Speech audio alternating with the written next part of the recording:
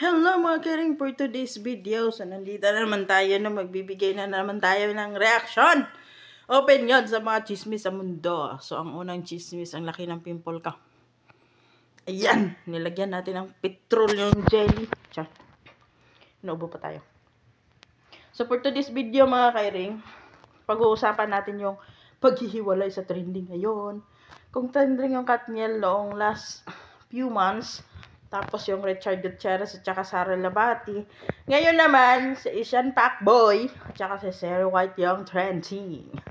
At saka syempre, nasali na rin si Boy Tapang. Kung dati ang minumukbang ni Boy Tapang ay mga exotic food, ngayon ang minumukbang niya ay si Cherry White. Yummy!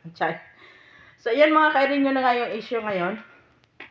Is inagaw daw ni Boy Tapang si Cherry White.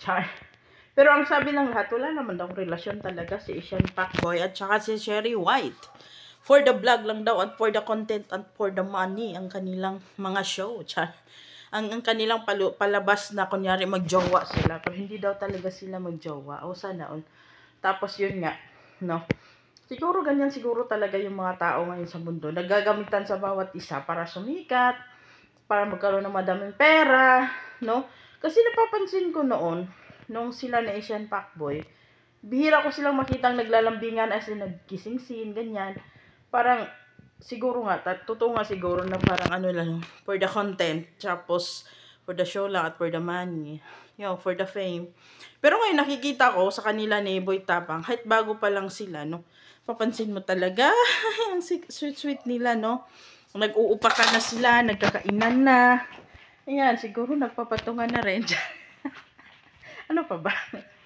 Tapos may pahiga-higa na sa bed, nakaamoy sa kilikili si Cherry White kay Boy Tapang. Ay, sana, yummy.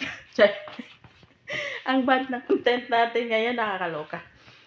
Bad ba talaga or naiingit lang tayo kasi tigang tayo dito sa ibang bansa eh. So, yun na nga mga kairing yung ating videos for today, no? Kung ano man yung mga rason nila, no? Hayaan natin sila. Huwag nyo nang i-bash yung bawat isa. Huwag nyo nang i-bash si Cherry White, yun i-bash si Asian Pacboy, tsaka si Boy Tapang. Buhay nila yan, no?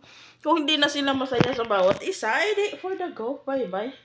Ganon, hayaan na lang natin na maging masaya yung bawat isa. Pero, kultura natin mga Pilipino, ang manghimasok, makialam, sa buhay ng may buhay. O, diba? So, ang galing. Kaya nga mga kairing, yun lang. Natatawa ako na naiiyak kasi parang emotional masyado si Asian Pacboy sa mga videos niya ngayon eh. Tapos may videos pa siya na umiinom ng beer tapos umiiyak. Samantalang si Boy Tapang at saka si Cherry White ay happy, 'di ba? Kasi nagbibideo sila, nag-upload sila ng new videos nila, ang sweet nilang dalawa. Naglalaplapan sila, naliligo sila. Pinaliguan nila yung bawat isa, binabasa nila yung bawat isa, parang ganyan. Ay, sana all. Ayan, di ba? So, tanggapin na lang sana ng bawat isa na wala na talaga. O, di ba? Kasi mahirap kasi ipilit yung mga tao na hindi talaga para sa iyo. Diba? Huwag na natin ipilit yung mga bagay na hindi talaga para sa atin. Kasi nga, kahit anong pilit natin yan, mga kairing, mawawala pa rin yan, diba? Ibig sabihin lang yan, binigyan ka ng chance ni Lord na makahanap pa ng mas maganda na magiging kapalaran o buhay mo sa sunod na relasyon, diba? Sana, diba? May kanya-kanya kasi tayong nakatadhana sa bawat isa. Malay mo, pinagtagpo lang sila ni Asian Pacboy para magkaroon ng maraming followers.